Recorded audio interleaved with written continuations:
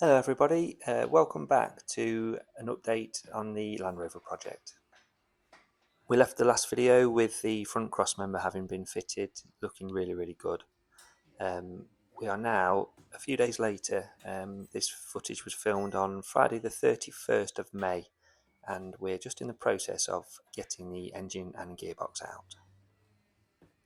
So while Dad and I set the engine crane up and get it ready to remove the engine and gearbox, just wanted to say thank you to everybody that's liked and subscribed to this channel so far. I know it's been a little while since an update. That's simply because I've been really busy on actually trying to get the project done and haven't had too much time to sit down and make a video. However, this video is going to concentrate mostly on some preparation work and some remedial work on the engine and gearbox. So if you like the oily bits, then please carry on watching. Thank you.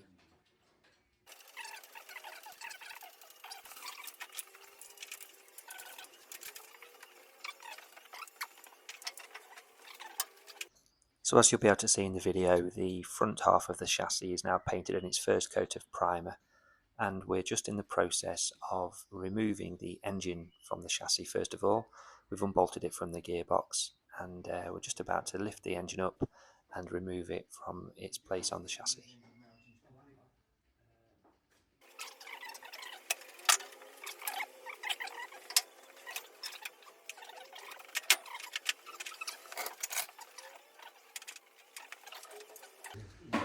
Takes a little bit of persuasion to separate the engine and gearbox.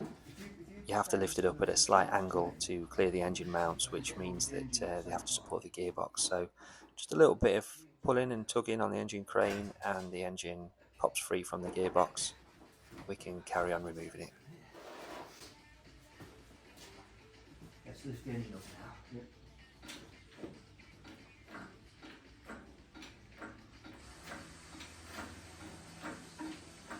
Don't damage that cross member. Just be mindful because the crane's going to want to go down that slope. Yeah.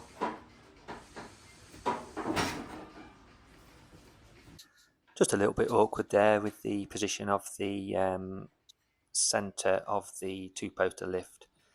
The section that runs between the two posts with the cables at the bottom, the engine crane had to rest on those just because of where the chassis ended up. But once that's surmounted, then out it comes. It's quite a heavy lump, but out it comes, and as soon as it's clear of the chassis and clear of that nice new cross member, I'm always keen to get the engine low down, back onto the ground or close to the ground, just to prevent any accidents. You don't want an engine falling over if you can avoid it. Then, as fast as we possibly can, we'll work on getting the engine secured and get the gearbox prepped and ready for removal. It's not a massive job, only 2 mounts, but just a case of getting it balanced, undoing those mounts, which haven't been undone for ages, and getting the engine crane round to where the gearbox is to get the gearbox out. So we'll manoeuvre the engine crane through the small gap between the chassis and the two-poster to get it into position to remove the gearbox, and then I'll find myself pleasantly surprised by how light the front end of a Land Rover is when there's no bodywork, no bulkhead and no engine. We can lift it.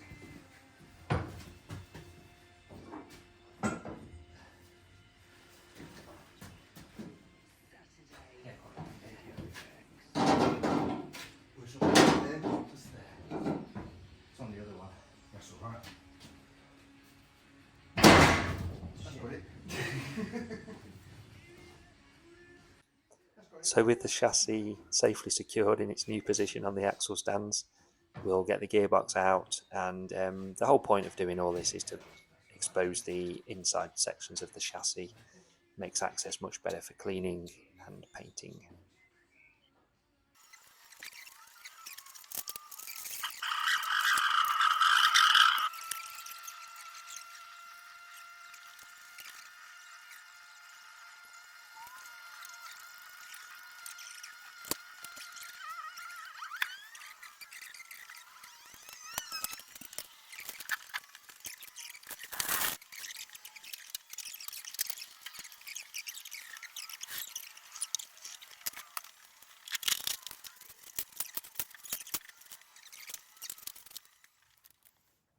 So here's the engine removed from the Land Rover now. It's on its wooden trolley, nicely balanced, and I'm going to be removing the flywheel and the flywheel housing and starter motor to access the rear crank seal, which, if you recall from the first or second video I made, I mentioned that the Land Rover had a really nasty oil leak. It's coming from the rear of the engine around the crankshaft seal. So remove the flywheel, the clutch and flywheel. Clutch is already off, to access the oil seal and the flywheel housing, which I'll explain in a little while in another short video exactly why, and that will enable me to hopefully cure the oil leak.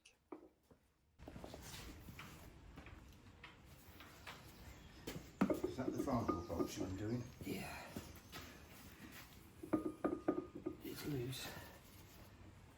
Give it a wiggle side to side like you were in.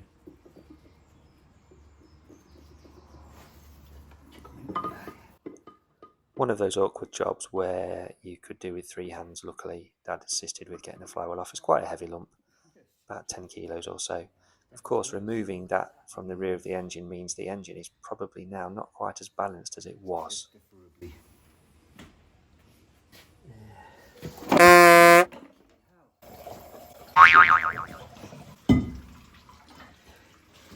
Uh-oh. Uh-oh.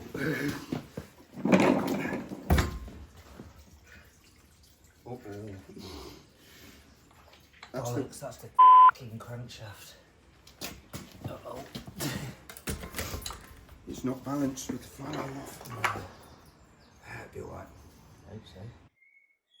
So, after the nervous laughter that you heard and the reassuring ourselves that the engine will be okay, despite falling off the trolley onto the nose of the crankshaft and water pump, we'll carry on, because that's all we can do with removing the starter motor and flywheel housing and inspecting the oil seal. And I'll move to a video that I filmed and spoke about on the day, which explains exactly what we're doing here and the reasons that we're doing it. The engine's out on the floor, as is the gearbox now, out and on the floor. You can see the inside of the chassis now. Not much left to do. A bit more cleaning up, but slowly but surely getting there. Just wanted to talk about why I'm changing the flywheel housing. So this is a Discovery 200 TDI engine, and I don't know why, but when it was put into the Defender, they used the flywheel housing off the Defender, the original 2.5 non-turbo engine. You can see that because it's still got some military colour on it there. And if I put it side by side with the Discovery flywheel housing, you'll be able to see there's quite a lot of difference. So there's a Defender housing, and actually if I get it the right way round, so it's at the top, so these two parts at the top here, see how it's got 1, 2, 3, 4, 5, 6 mounts, which correspond to these mounts on the engine there in the block. It's got the 2 mounts at the top, which correspond to those 2, but there's nothing at the bottom at all. You see how it's leaking oil. I talked about it having a really bad oil leak. The Discovery engine has got 4 extra mounts on the sump there, which on the Discovery gearbox, it's got a different bell housing. They form part of the gearbox, the engine mounts for the gearbox. So the gearbox mounts the engine, with longer bolts through the flywheel housing, which correspond to these 4 bolt holes here. They would be mounted through the bell housing, long bolts that go all the way through and bolt into the sump. The Defender gearbox is slightly different. The bell housing is different. So the only way to solve that problem is to do what's called counter boring on this aluminium housing, which is basically where you drill a bigger hole in the aluminium housing to allow cap-headed bolts to go in, which are, thank you, which look like that. So we're going to be doing some machining shortly where we make the counter boring in there, so those cap-head bolts can drop down inside the flywheel housing and bolt properly to the sump itself there, or to the bottom. It's not actually the sump, it's the rear section of the engine. And what we're hoping, and what I've heard and read about these engines, is that if those 4 bolts aren't in place, then with the spinning of the crankshaft can actually cause vibration, which causes oil to leak through the rear oil seal here. And it's really, really common if you don't do this machining when you fit a Discovery 200 TDI to a Defender, which the people who fitted this engine weren't bothered about doing anything extra that they didn't have to do, as we now know. So that's what we're going to do. This machining on the flywheel housing, which means we can bolt it up properly. get those 4 bolts in, which should hold the flywheel housing a lot more securely on the back of the engine, and all being well, reduce or even stop that massive oil leak. I hope it stops it altogether, because it was really, really bad. Fingers crossed, that's what we'll achieve with this machining.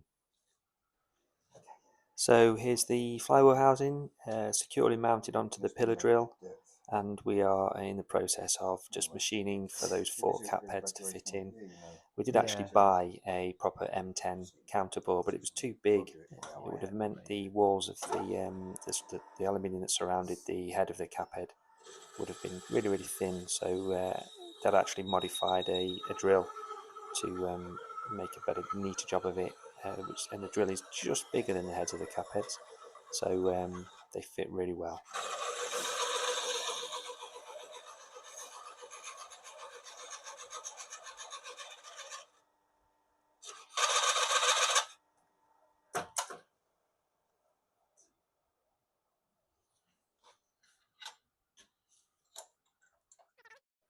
And to make a proper job of it, we'll press a new oil seal nice and squarely into the new flywheel housing.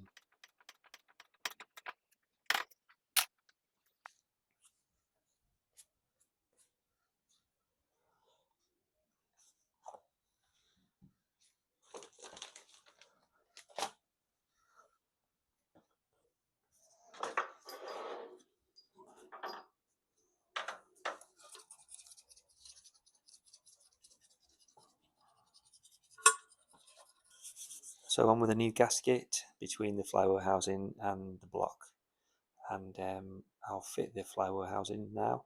It comes with a little plastic protector around the oil seal, which is just to stop the sort of sharp edge of the tail of the crankshaft damaging the oil seal upon fitment. You can see that little bit of sort of white coloured plastic there inside the flywheel housing where the oil seal is.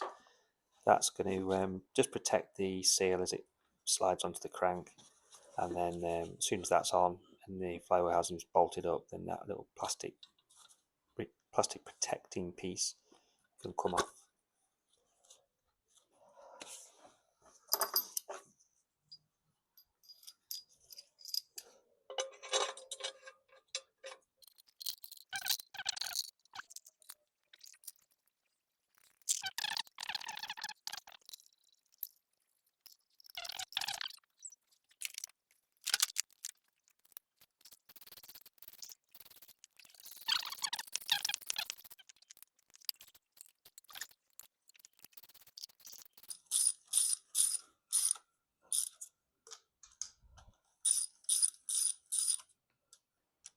It's really important when fitting an aluminium housing like this to an engine that you don't just tighten one bolt up first of all and leave the others loose. It's important to tighten the bolts sort of sequentially to make sure that they're kind of pulling evenly on the housing as it tucks up nicely onto the engine. You don't want to just do one bolt up and put strain on the housing, so I'm just doing them up bit by bit, little by little, to pull the housing onto the engine straight.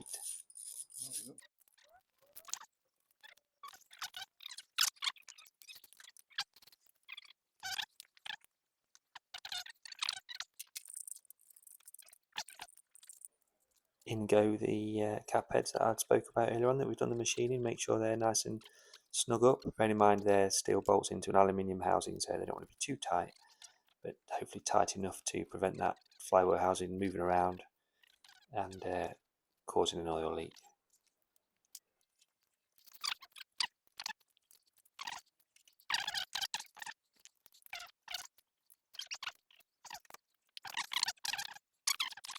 Make sure everything's nice and clean.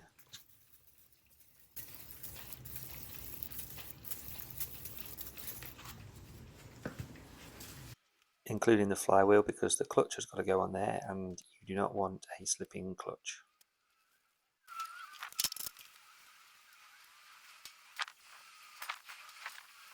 And on goes the flywheel. Get the flywheel bolts torqued up properly to the correct torque setting. Once that's done, on with the clutch, centered using a center tool and fitted properly, the bolts torqued up properly. Then the starter motor goes on.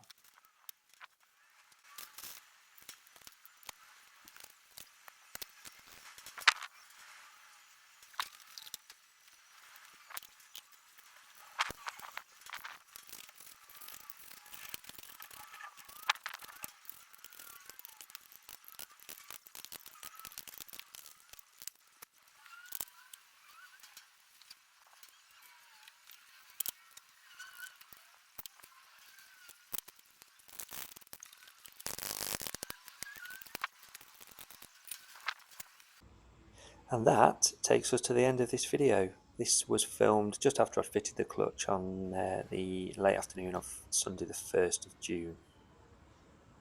As you can see, the clutch there fitted, the front axle has got some black paint on it. The chassis is as it was, still primed, still lots more paint to go on. The front bulkhead, that replacement bulkhead that I bought, Dad started the welded repairs on that. You can see both sides, some nice welds being done on that, plenty more to do. There's the gearbox, that still needs the handbrake sorting and another oil leak sorting on the gearbox. And yeah, that's progress up to now. There's loads more to tell you about. I'm going to have to do another couple more videos to get you up to speed with where it is now. But I hope you've enjoyed this. Thank you very much. Please again recommend, like and subscribe, and I really appreciate you watching. Thank you.